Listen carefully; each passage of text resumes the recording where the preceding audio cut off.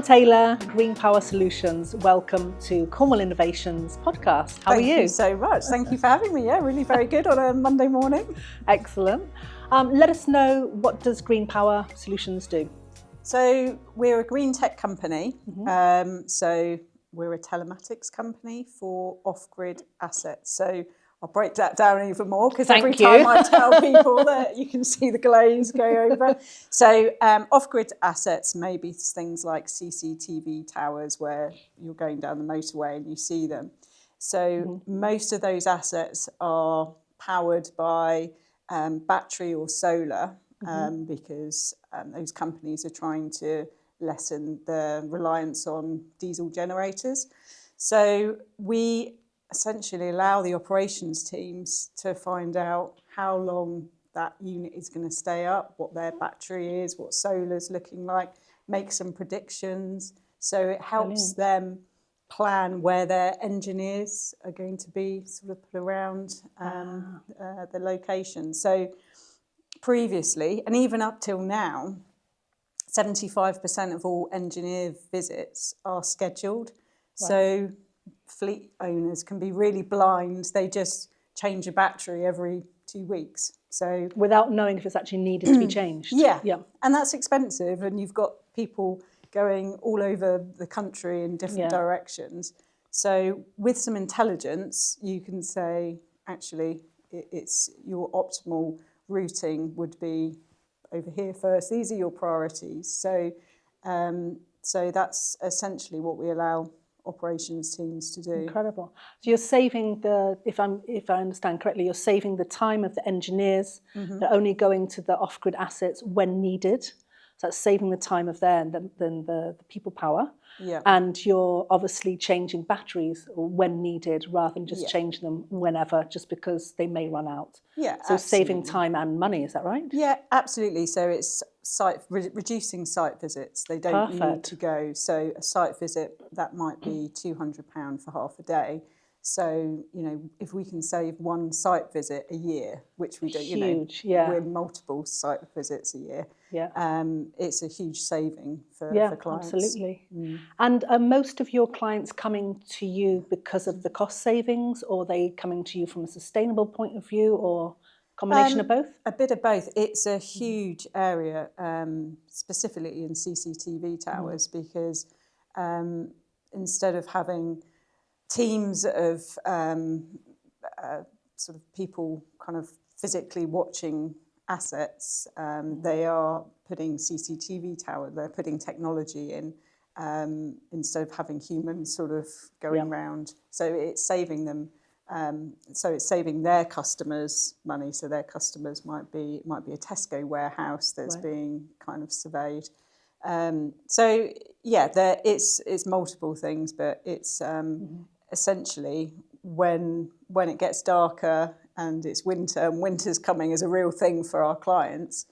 They can't rely on solar, so they have to rely on the battery, and being able to get visibility on when that needs changing is huge for them, because if that asset goes down, the cameras don't work. Yeah. If something happens, they're liable. Not insured. It's massive. It's huge for them. Knock-on effects. Okay.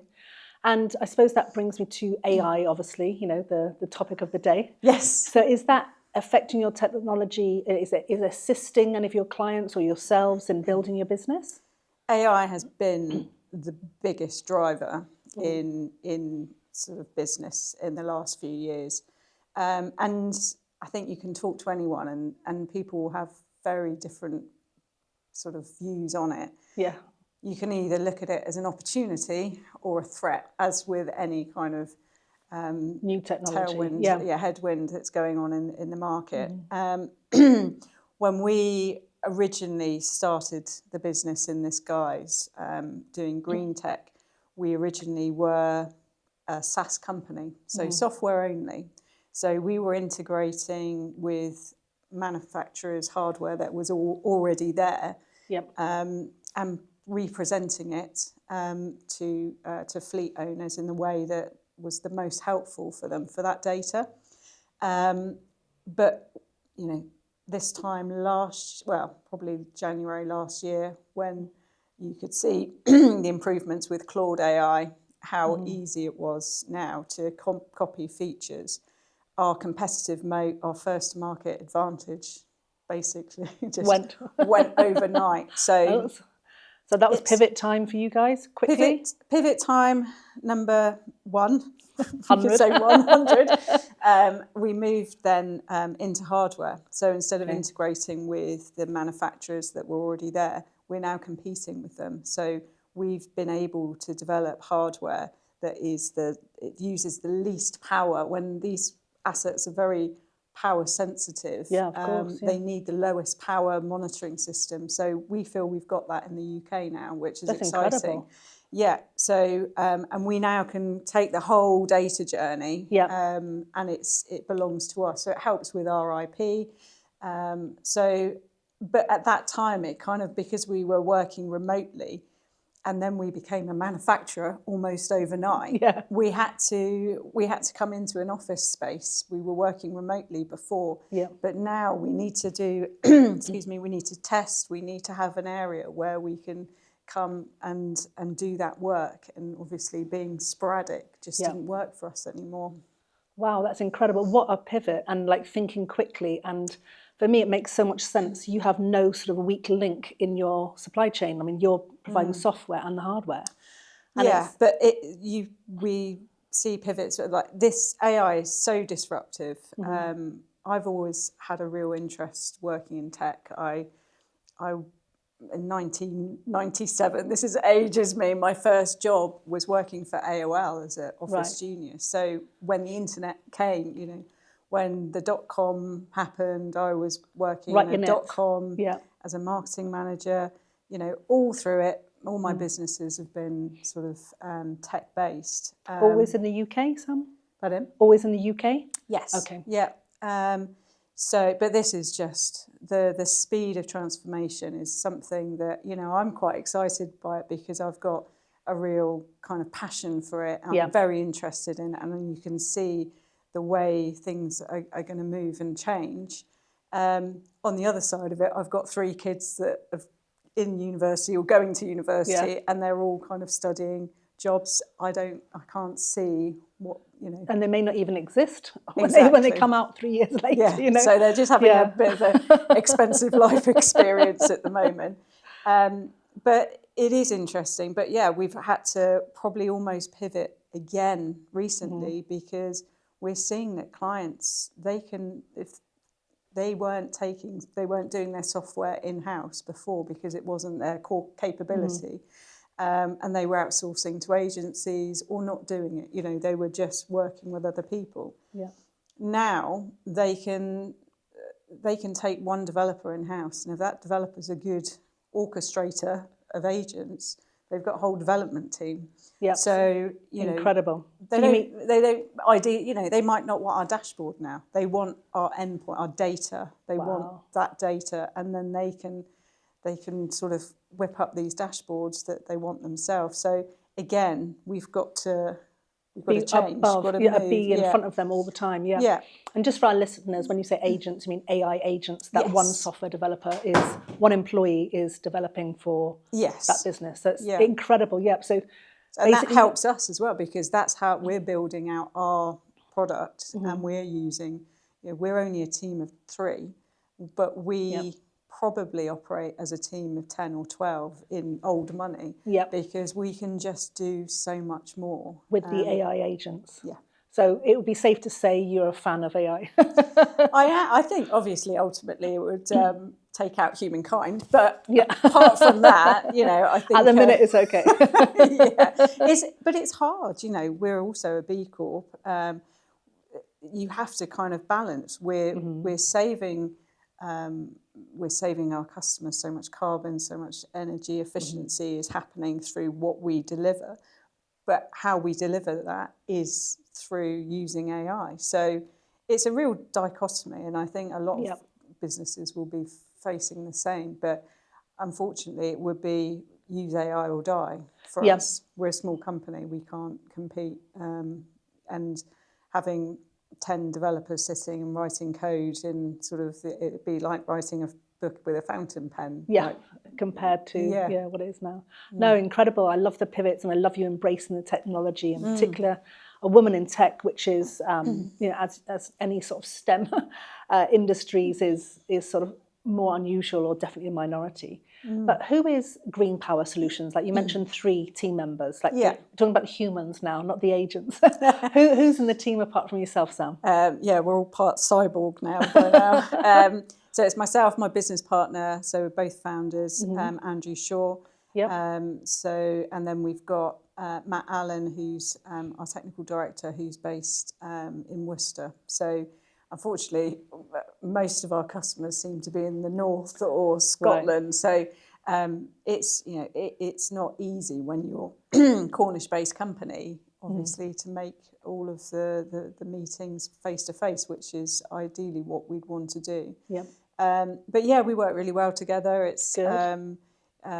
We've got a great sort of team outside of that, legal, design. You know, there's lots of other services that collaborate with them. Yep. Yeah, we call upon, and Cornish business if possible. You know, fabulous. I love that. Yeah, because there's so much talent in Cornwall to be used, isn't it? You've just got to find out who they are. And, absolutely. And it's really good to be around other fellow companies that are innovative. And we had, I think it was last week or the week before, you put on a great sort of cup of tea meet and greet. Yeah. Got us all down with a croissant. Yeah. And, you know, I was able to meet 2 companies that no doubt will work with kind of in the future. Oh, that's incredible. Yeah. Yeah. So it's that collaboration is great, because you can outsource a lot of things to AI, but there's also, you know, certainly with your kind of your marketing, your tone of voice, there's so much slop out there. You have to, it's a fine line between kind of taking ownership of your brand voice. Yeah, so important now. And like, especially I think the disadvantage almost of AI, yes, it speeds up certainly content creation for social media and blogs, etc., marketing, emails, but having that authentic tone of voice, which stands for, right, this is Green Power Solutions, this is what we stand for. Yeah. I mean, there's nothing better than the showing up, showing who you are, and in person. I love in-person events and meetings, like you mentioned before. But so is that, I mean, one of the values of the Cornwall Innovation Centres is collaboration. We've got Inspire and Grow. Yeah. What would you say are the advantages you've had since being a member of the Cornwall Innovation Centres? I think for us, specifically to start with, was that startup agility. So being able to not have to commit to a 12-month contract when you're just thinking, oh my, you know, what, by quarter, not even a year ahead. But it allows you to be agile kind of as you are a startup, and then be able to scale. So we've already moved from a smaller office last month to a larger office, which allows us kind of that more space. So we feel we can grow as the business grows. We'll probably be getting a graduate in over the summer. So it's somewhere where they can be based and we can come in as well. So, but I think it's just a really good environment. You know, it's great to meet I'm so interested in other businesses and what they do.